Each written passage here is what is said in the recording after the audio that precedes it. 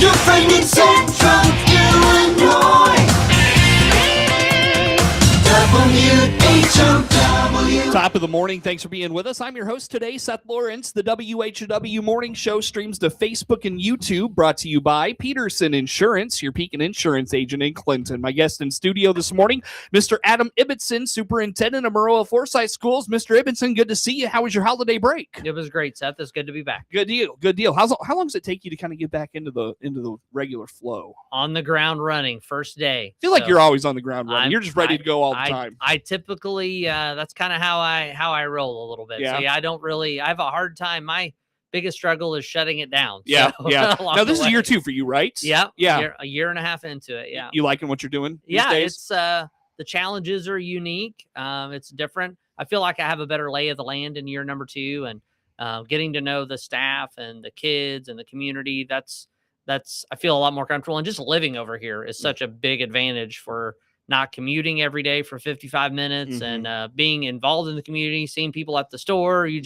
feel more a part of it because you're living here now. And, my kids are all in college, so that's been good. And just learning a lot as we go through. And I think now I'm doing things for the second time, so it becomes more familiar. And then as you do things the third time, and then continuing on with it. So yeah, it's going really well. Good to hear.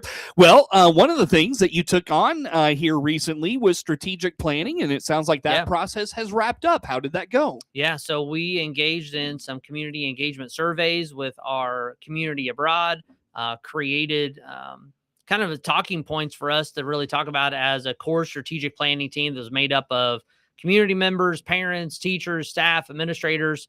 And we kind of talked about, okay, let's reevaluate why we do what we do and what we want to become in the future. And then around those things, what do we really believe as a community? And what do we want those goals to look like going forward in the next, 3 to 5 years? So the first thing we really talked about, and if you think about it in strategic planning, kind of the bedrock of everything is really that mission statement of why you exist along the way. So we reevaluated that. The district had done strategic planning back 2019, 2020 was the last time they had done that, and had developed a mission statement and core beliefs. And that was really the thing that helped led to the middle school being built, the referendum that happened, and a lot of the improvements that you see at Maroa-Forsyth were from that strategic plan. So our community stakeholders that were at the meeting really felt positive about it. So we reevaluated the mission, and it got tweaked just a little bit. Cultivate a learning environment that challenges all students to reach their unique potential. So that word cultivate, kind of to our agricultural roots, you got to water, you got to fertilize, you got to tend, you got to weed, you got to work through it. And we want kids, wherever they're at, to reach that unique potential that everyone has. And that was really pretty true to the same core that they developed back in 2019. And then last time they didn't do a vision statement. They just had a mission statement and then core beliefs. So the vision is what do we want to be? What's our ideal down the road? And our group came up to be the premier destination district in Central Illinois.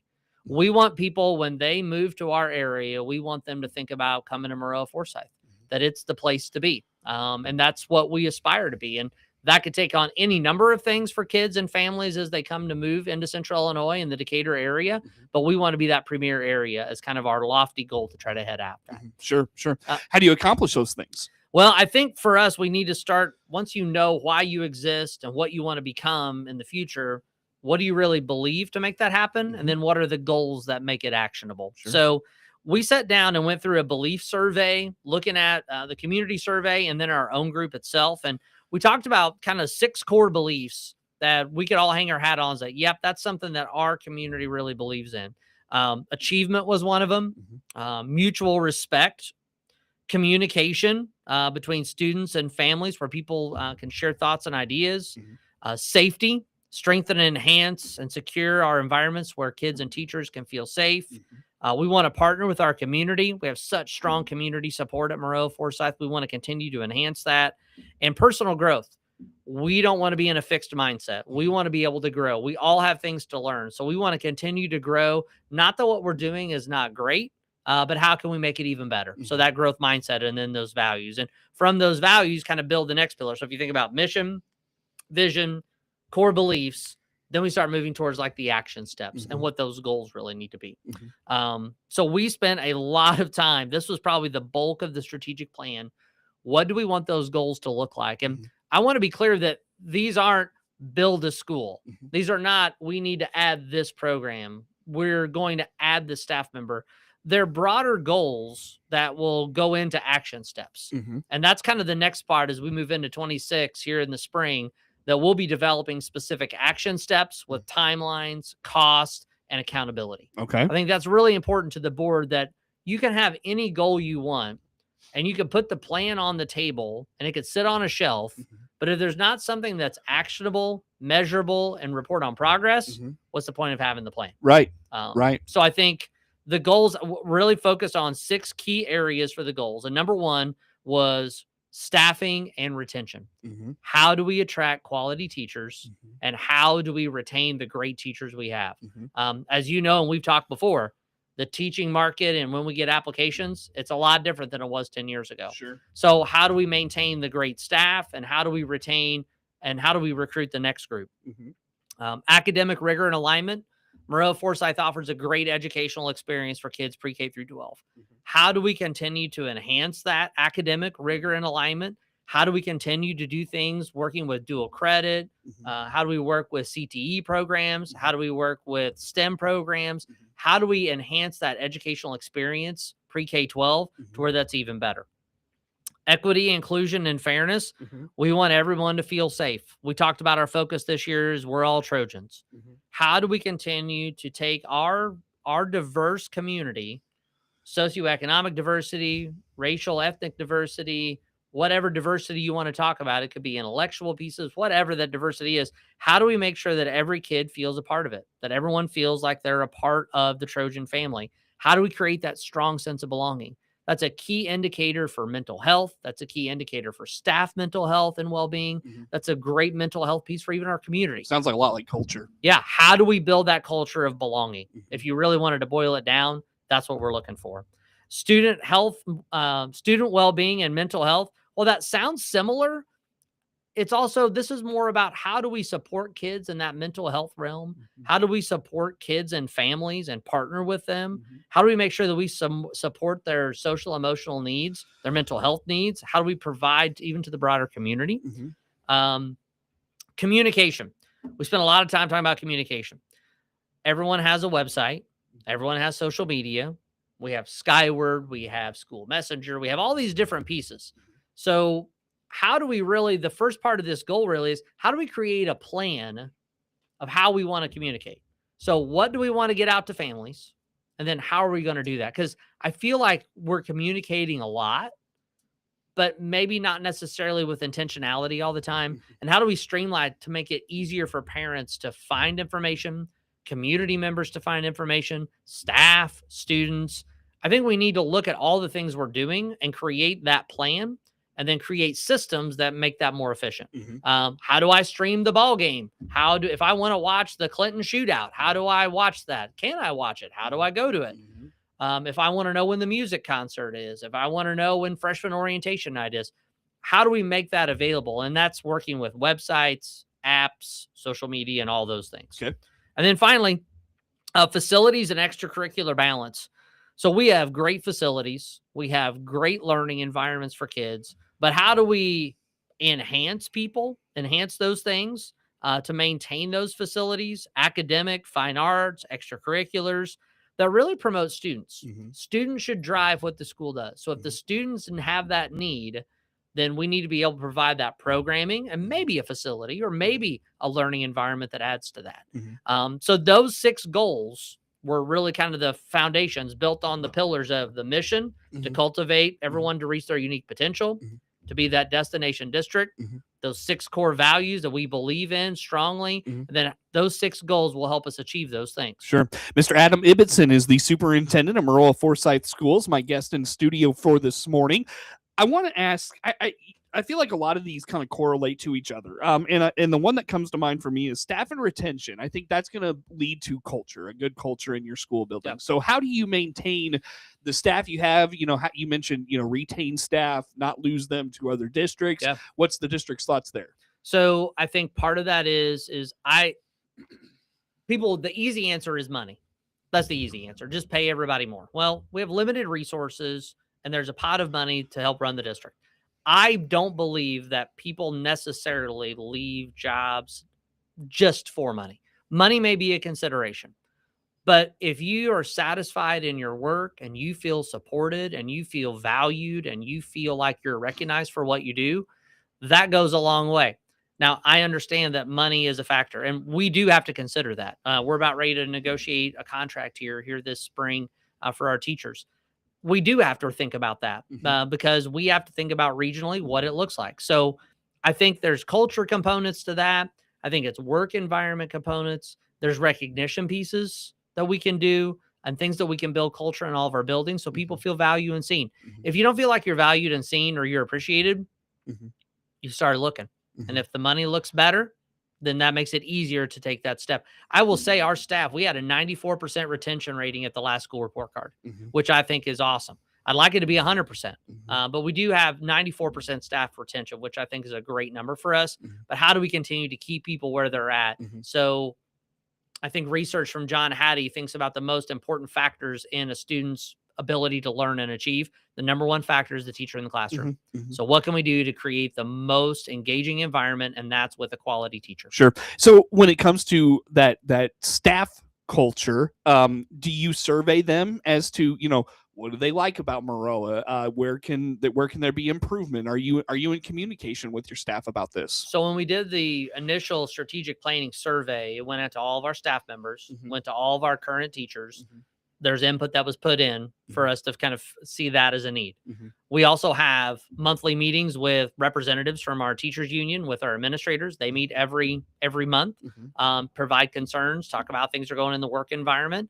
And then I meet every month with our union co-presidents. So there is this flow of communication to where if there are needs and there are pieces that are happening, those are places that you can do that. There's also building leadership teams that are part of each of the building areas where concerns can be brought up. I feel like that our administrators and myself, that we've got a pretty good pulse and communication that's happening. I feel like that open communication is important to keep that ongoing. So if there are things that we can do, I feel like from this goal, there will be other things that will come out from that, from the survey, where we'll have specific actionable things that we're going to do to help that staffing and retention. That could be monetarily, like if we think about the contract and being competitive, but also what are some things that we can do otherwise that are not monetary things to recognize people and make sure they feel valued. Let's wrap up this part of the conversation with you and I talk about this a lot. We stand outside my office in the foyer there and talk about the well-being of students, mental health of students. Sure. Enormous challenge. I don't think it's talked about enough. Where students are at mentally and emotionally.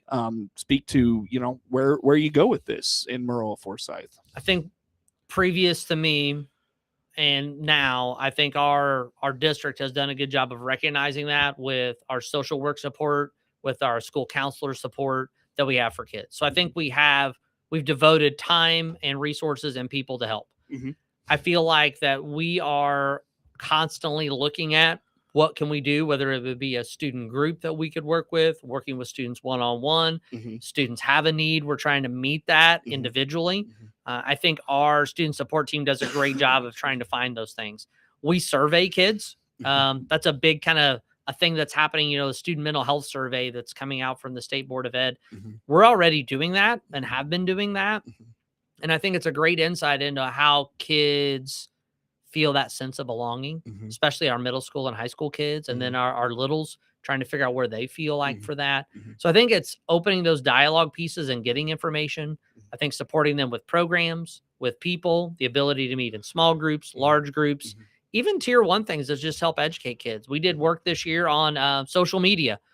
We had a speaker come in and talk about the dangers online if you're engaged in these apps and where these things are at. Because a lot of times there's correlations between social media pieces and some poor mental health pieces because of the comparison trap. It's everybody's highlight reel on Instagram. Well, that's their highlight reel. That's not what day-to-day is. So I think we're taking steps to proactively try to seek out information, Mhm. but also try to step in there where we need to try to talk with kids individually or in groups. Very good. Mr. Ibbotson, on that note, let's break here, my friend. One of the things on this, one of the things on your kind of pillars is going to naturally take us to a conversation in the second segment on facilities. With that, we'll take a break with Mr. Adam Ibbotson, Superintendent of Maroa-Forsyth Schools, my guest in studio. More to come with Mr. Ibbotson on the morning show.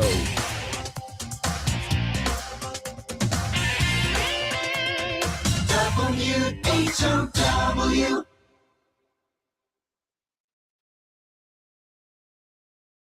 Here's Matt Hart, owner of the Hart Media Group in Clinton.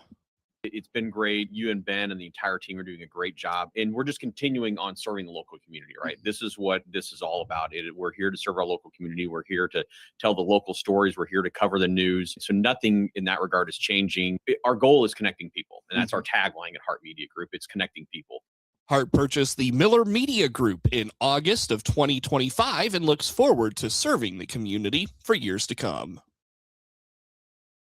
Your friend in Central Illinois, WHOW. Once again, a good morning. Thanks for being with us. I'm your host today, Seth Lawrence. The WHOW Morning Show streams to Facebook and YouTube, brought to you by Peterson Insurance, your Pekin Insruance agent in Clinton. My guest in studio this morning, Mr. Adam Ibbotson, Superintendent of Maroa-Forsyth Schools. Mr. Ibbotson, we're talking about the pillars of your, is it the pillars? Is this right? I would say the goals, really. The goals of the strategic plan. Yeah, and among those, we talked about a few of the things there at the end of the last segment, but obviously facilities. Maroa, you talked about the things the district has done and still to do. What are some of the facility goals? Yeah, so we just completed and wrapped up a big roofing project where all the roofs in the buildings, 30-year warranties on those for the long term. So stability there, protecting the roof. That was really good. We just completed the health life safety survey of the high school. So from that survey, we've got some HVAC projects. High school's at 20 years old, and we're looking at getting some replacement valves, some replacement HVAC, kind of the things that are not real showy. They're not real glitzy or glamorous, but you got to have them to make the buildings work for quality learning environment.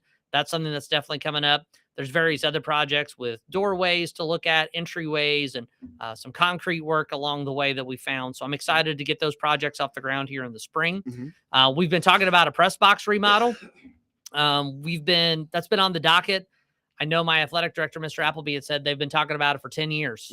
It's been on the facility finance committee list for at least 5, if not longer. And we had a bid opening yesterday, and we'll be talking about that at the board meeting on January the 20th and see how that works with the new press box replacement. Sure. It's something that's been on the project list for a while, and we're excited to see where the board lands at with that. But we got bids open yesterday, and we'll have an actionable number for them. So you could maybe potentially do that over the summer then. That would be the goal. If the board would approve the bid, that work would be done this summer, and it would be ready for the fall of 26 football season. Is the money there for that?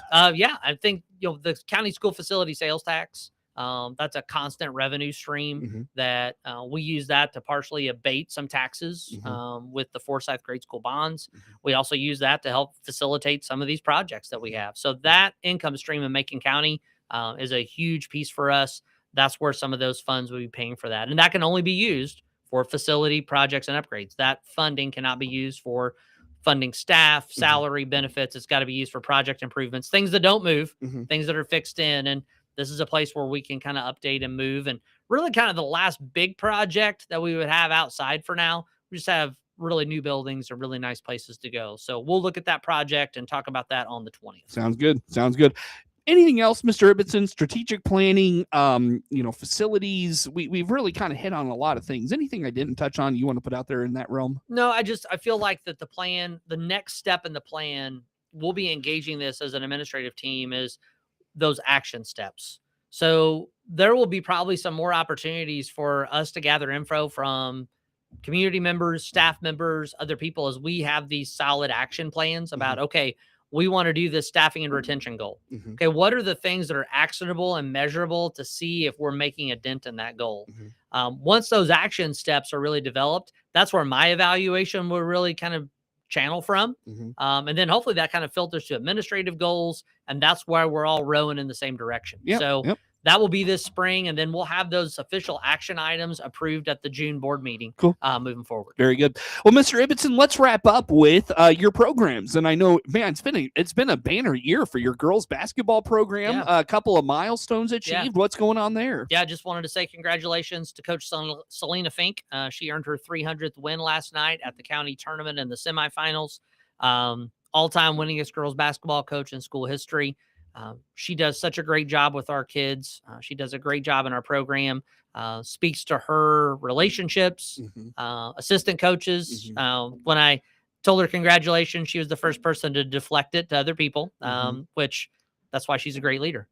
Talks about all the coaches she's worked with, all the kids, all the parents and families in the community and support system. But make no doubt about it, Selena Fink has done a great job with our girls basketball program, and really proud of her. And the girls play for the county championship on at 8:00 tomorrow night over at Warrensburg Latham for the county championship. Cool. I always enjoy when your coaches are all great, by the way. I really enjoy all your coaches, and anytime my path crosses with Coach Fink is fantastic. So yeah, she's great. She's done a great job, and does softball too, which is unreal. Yeah, so two sports is a lot. Two varsity sports is a lot. And have them back to back up against each other. Yeah, that's crazy. She does a great job, and also middle school softball she's done as well. Are you kidding me? Yeah, she's been a 3-sport coach. Oh my for goodness, us. goodness So gracious. she is a great employee. She does a great job, hard worker, great with our kids, and just congratulations to her on the girls basketball accomplishment. And another girls basketball accomplishment too, right? Yeah, Avery Braden, senior, broke the record for the most points scored by a Lady Trojan basketball player. Did that earlier this winter. Recognized her for that. So excited for her. Now, is she closing in on the school scoring record? That is within reach. Okay. That is within reach here this winter. So we'll see how the season shakes out, but that is definitely within reach. How close is she? I should have brought my stats. That's I all don't right. know the exact number, but I know that it's within reach here, before the season would end. That's definitely in there. So wow. Well, speaks to her career. Holy cow. Well, and that she is a crazy hard worker. She's always working on her craft. She's somebody that you got to scout for and know about for, and people know that she's really good, and she still scores a lot of points and involves teammates and does a great job for our girls basketball team. Mr. Ibbotson, I wish we could go further. Unfortunately, we cannot. It's always good to see you. Thanks for making time for us. Yeah. Hey, just shout out real quick to our boys basketball team at the Clinton Shoot Saturday. They were runner up at the county tournament. Coach Ennis is doing a great job as we move forward to these winter sports, and wrestling co-ops moving on at Warrensburg Latham, and just a lot to good things happening. Very good. That's Mr. Adam Ibbotson, Superintendent of Maroa-Forsyth Schools, our guest in studio. Network news on the way. WHOW. The Big 1520 WHOW Clinton, along with 92.3 FM Clinton and 106.5 FM Bloomington Normal. Trump will be meeting today with top energy industry executives at the White House. Since ousting Venezuelan leader Nicolas Maduro, President Trump has been talking about the U.S. taking control of that country's oil production. The White House insists that American oil companies want to rush in. They're absolutely eager to invest. They're eager about these opportunities. It remains to be seen, however, if U.S. executives are ready to commit to the tens of billions of dollars over the next decade that it likely would require to modernize Venezuela's facilities.